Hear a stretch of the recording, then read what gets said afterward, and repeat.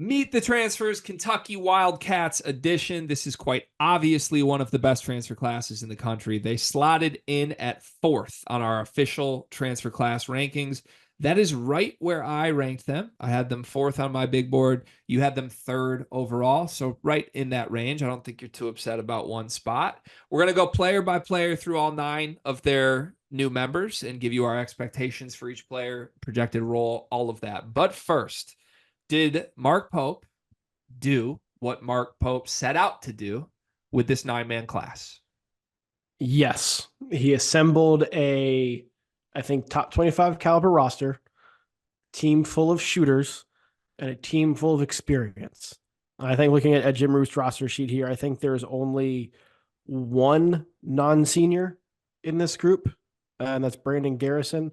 Everybody else is either a senior or playing their 5th or 6th year of college basketball. Kentucky is so used to having a ton of freshmen. They got old quick, and they got a ton of good shooters quick. I think that's what Mark Pope wanted to do. Yep, I completely agree with you. This class is extremely Mark Pope. It's Mark Yes. Popey. And you be the judge. Tell me if that's good or bad. I don't know. We'll go through the players, but as far as just like, did he do what he wanted? Yeah, he got 9 guys who can shoot the basketball.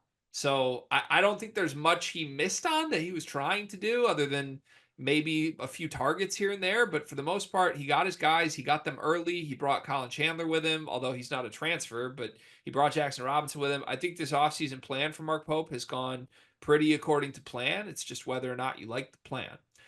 Next up, what could make this class better?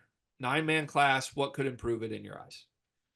Um, I think another or a more proven go-to guy. Like I think Jackson Robinson probably becomes that and settles into that role. But looking at this roster, there's a lot of like really good secondary pieces. And because they are all older, they have spent most of their careers being secondary pieces. So who is the guy?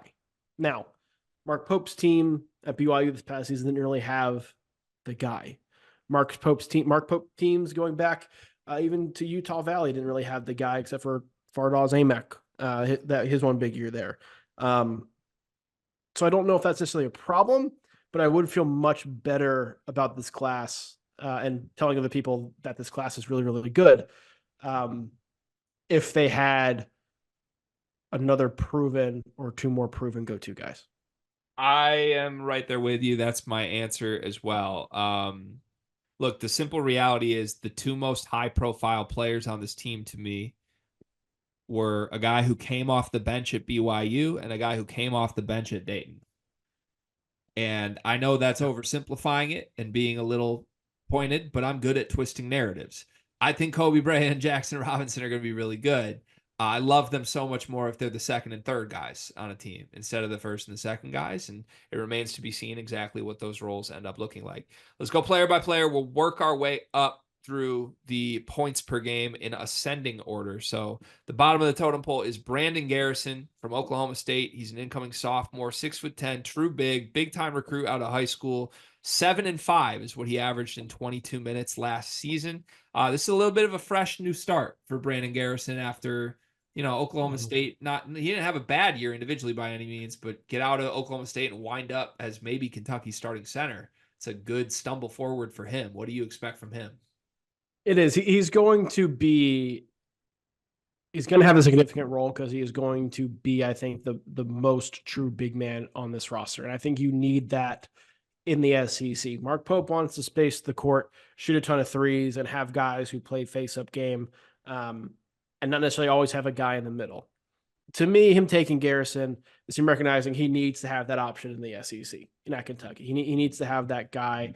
There'll be games where I think he plays 30 or 35 minutes. There'll be games, I think, where he may play 10 or 15, depending on who the opponent is and what Mark Pope wants to do.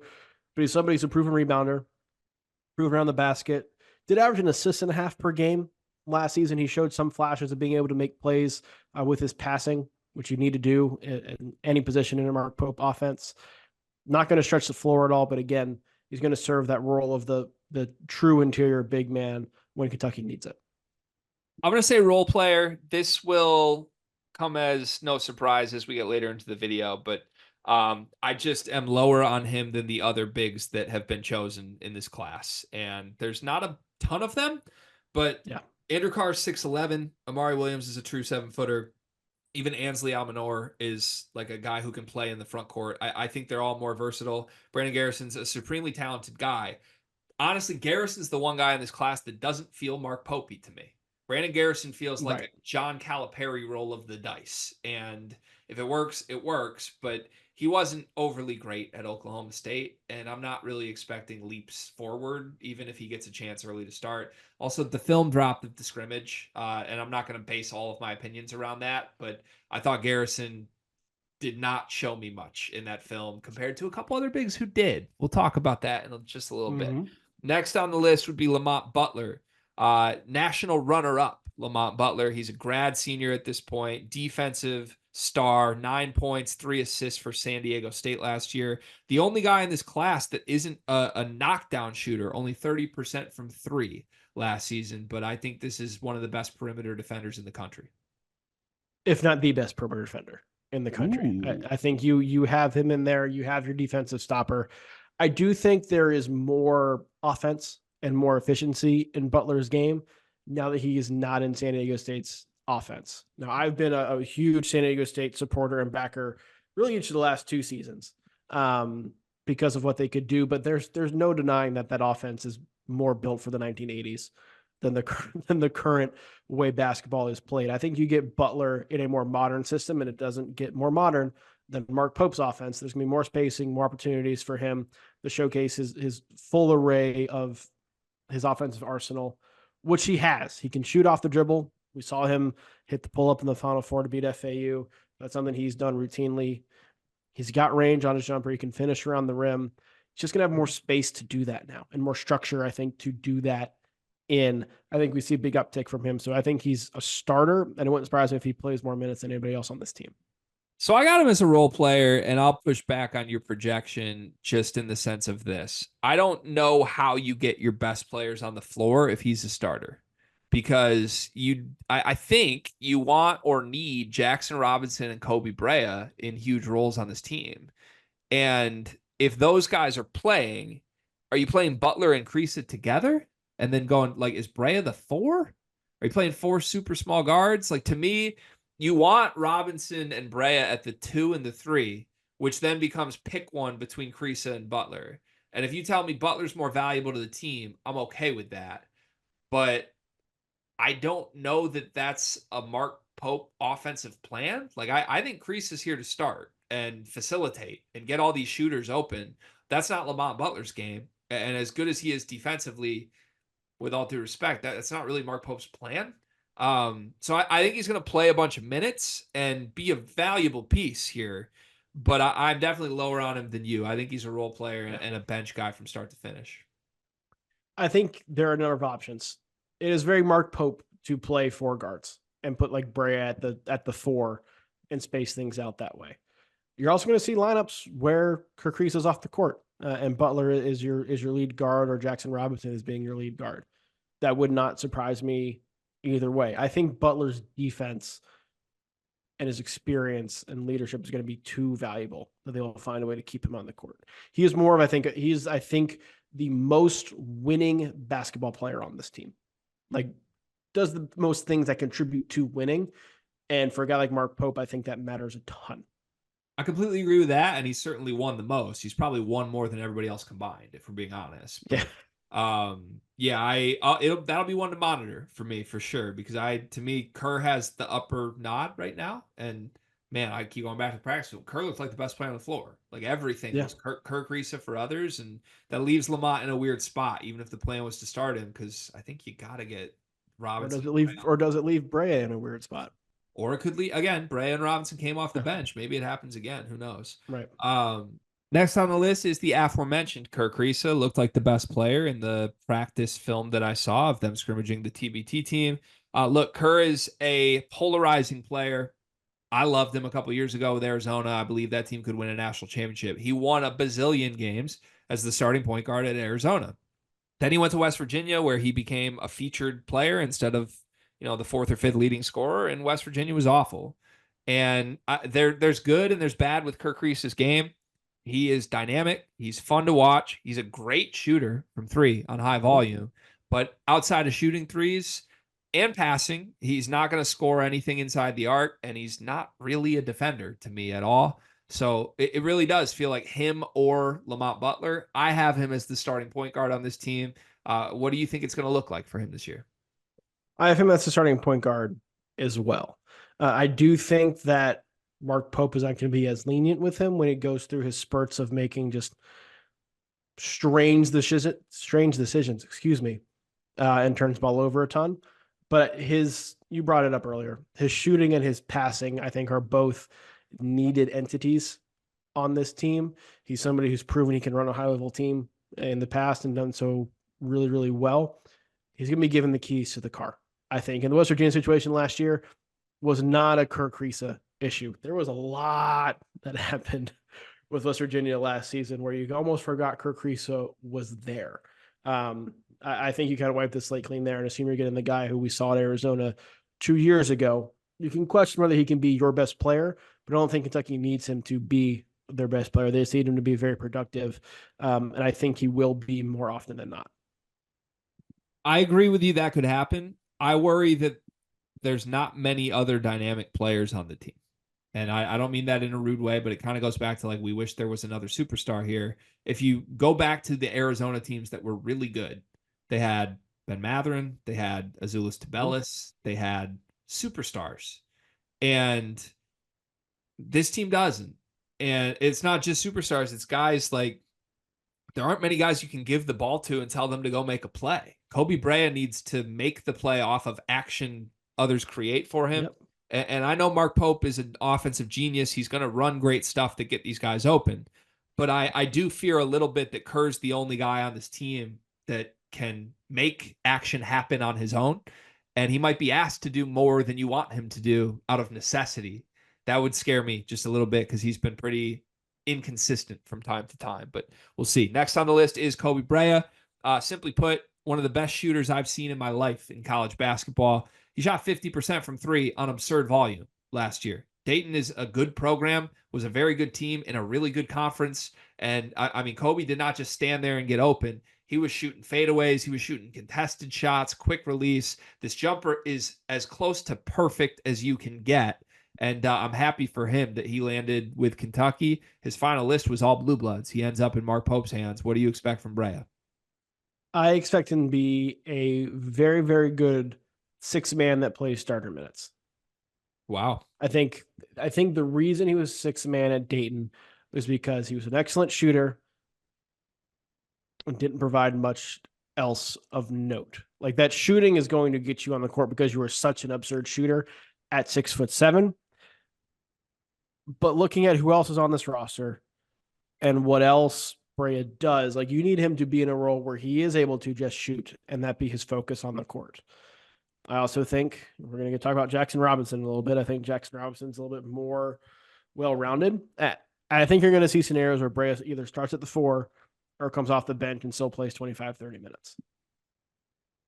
I'm with that. I'm just different on lineups than you. It's gonna be fascinating to watch. This is one of the hardest teams to predict the lineups for in the country. Yeah.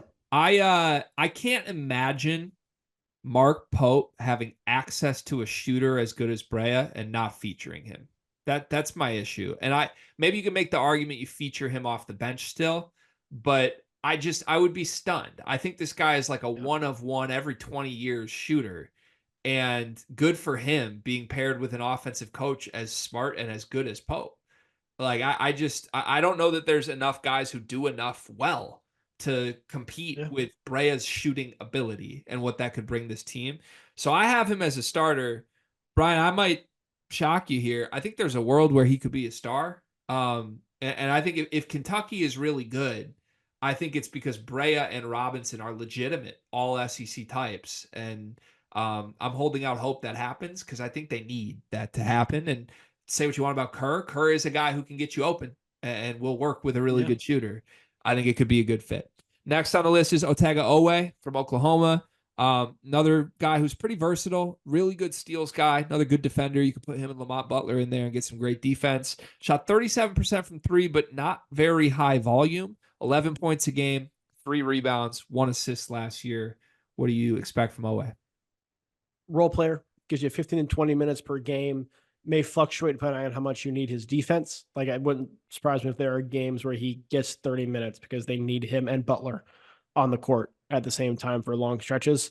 Um, but I think he is probably seventh or eighth man in the rotation, just based on the fact that he is not a knockdown shooter. Certainly good enough, not a knockdown shooter.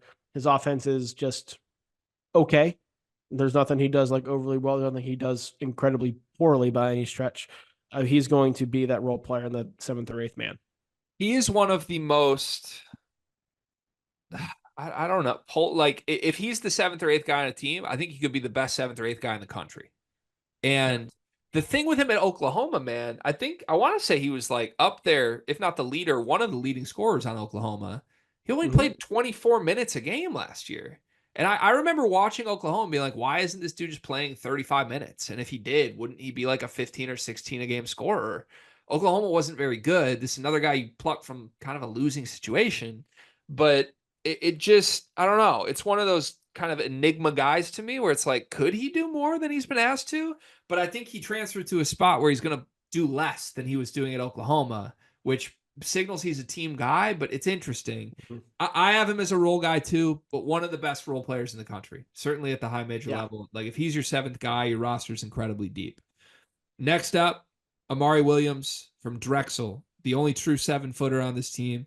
12 and 8 last season in 22 minutes, 1.8 blocks a game, 1.9 assists a game as a 7-footer. What's your role projection for Amari?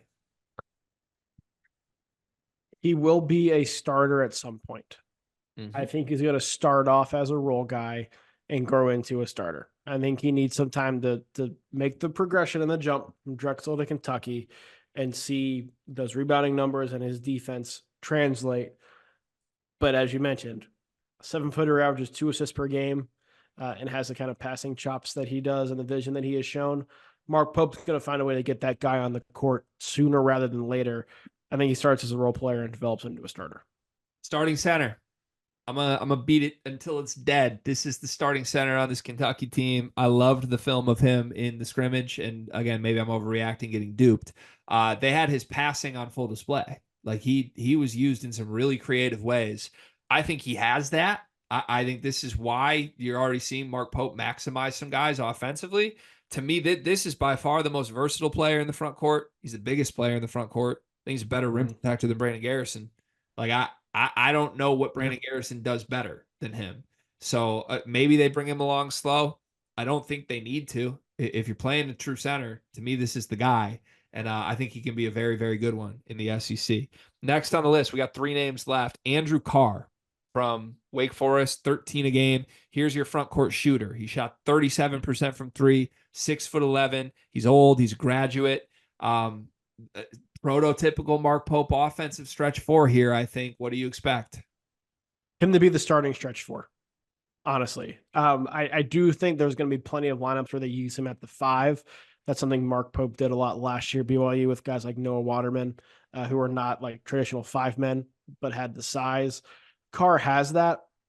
I would not recommend putting him at the 5 for extended stretches in the SEC because he is not a physical interior presence really at all. He rebounds certainly well enough, but his game is perimeter oriented. Being a stretch 4 with that 6'11" size is his advantage, and being that matchup problem for opponents. He's going to be best in that role, and I hope they keep him in that and don't try and slide him to the 5. Yeah, I may have a hot take on some rotational stuff, and depending on what direction I want to go, it might be about Andrew Carr later. Um, I think it's a great system fit. It's a good, like, for his final year in college basketball, he chose a good landing spot. I wonder if he does enough to keep a starting spot. Now, if he shoots the piss out of the ball, he's going to start. And there's some really tantalizing lineups where you could have him and Kobe Bryant together. I think you could even play him in not some small ball because he's 6'11", but you could play him at the 5 and have pure shooting on the floor. It opens up a lot of possibilities having Andrew Carr here. I'll say he's a starter to start the season. I don't know if he's a starter to end it if all goes well. That's my read. Two names left on this list. Jackson Robinson, who I think is the star of this group, is the second one here. 14 points a game as a sixth man for BYU and Mark Pope last year. He's the only player who played for Mark Pope last season that made his way to Lexington.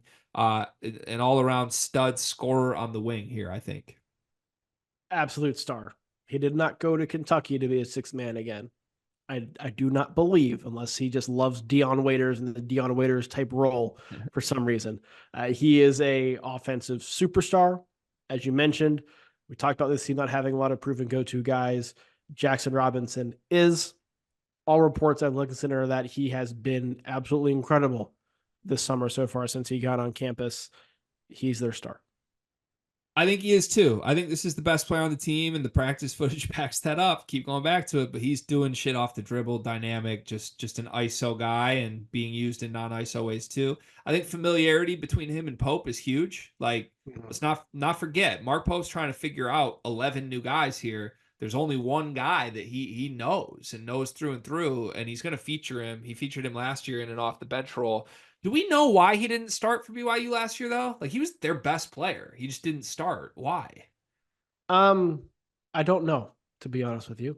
I do not know. It was one of the more baffling things because, like, any BYU game I watched, like, that's the dude. And it was just, we're bringing him off the bench for no. Like, I can understand why Brea came off the bench at Dayton. I have no clue Right. why Jackson Robinson didn't start last year. So I guess we'll see. But, and the only question mark I have with Jackson, I don't know that he does much but score.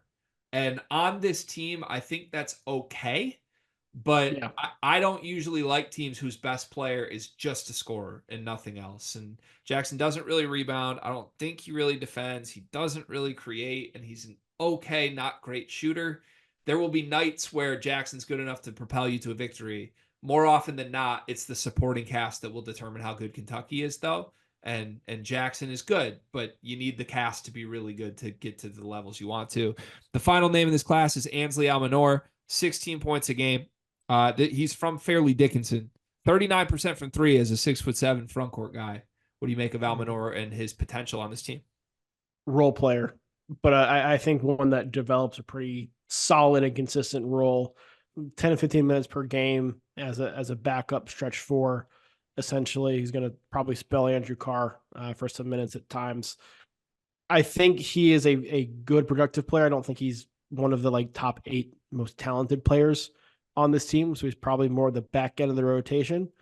But Pope has shown a tendency to go 10 deep and play everybody significant minutes. I think he's probably more the back end of that, but is still playing a pretty decent role.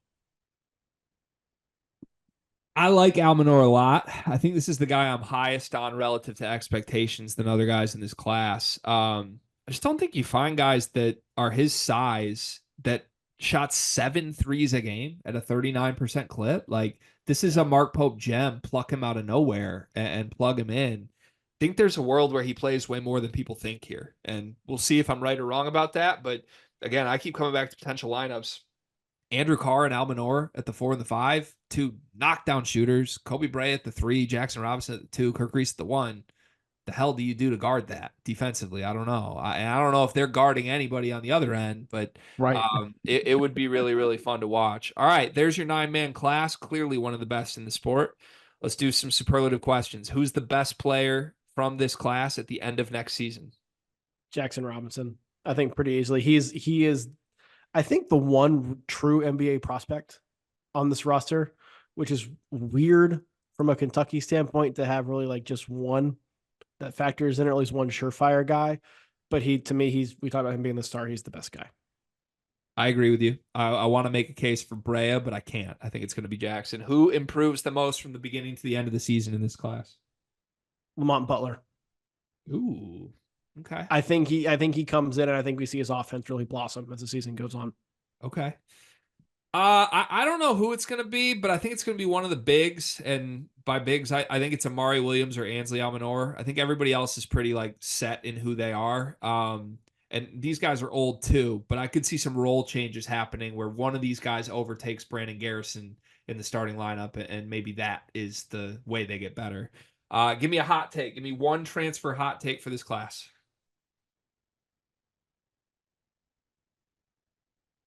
I hate to keep everything so Lamont Butler centric, but I think Lamont Butler is an all SEC caliber player. Not necessarily first team, maybe not second team, but Lamont Butler, I think with his defense and what I think he will eventually bring offensively, becomes a very, very, very key piece to this team. You are equally high on both Mark Pope and Lamont Butler. I respect it. I really do. I guess my hot take is that Kobe Brea makes an all SEC team. Okay. I hope that happens. I'm rooting for Kobe Brea to be really good. There's the video. Thanks for watching. If you want the other top 20 transfer classes in the country, we have videos for all of them going up on the channel between this week and next week. Thanks for watching. Car, you know what I love about you? That I'm handsome? You're reliable. I can count on you. Honestly, you remind me of Aaron Henry a little bit. Remember when, their back was against the wall, nothing was going right, and man just showed up every day. He didn't make excuses. There were no problems. There were just solutions. Sounds like me. That's you. And it also reminds me of Duncan Mechanical Solutions, because if you're looking for quality furnace repair, look no further than the heating and air experts that you can trust. Comfort and quality are their standard. They're an HVAC company that serves Northeast Indiana and Southern Michigan, whether it's heating and air conditioning, plumbing, kitchen and bath remodeling, or emergency services when you need them most. Duncan Mechanical Solutions has reliable service that you can count on. Cart, remember when your basement almost exploded? I remember when my basement almost exploded. I remember when my furnace itself was acting funny. I remember when my AC was acting funny. I wish I had Duncan in my back pocket. I wouldn't have to worry about it. Yeah, I mean, I've never been anywhere in northern Indiana or southern Michigan that hasn't been perfectly cool or perfectly warm, depending on when the day called for. And that's because of Duncan Mechanical Solutions. They are the presenting sponsor for the month of July. Shout out to Duncan Mechanical Solutions. Go to duncanmechanicalsolutions.com to learn more.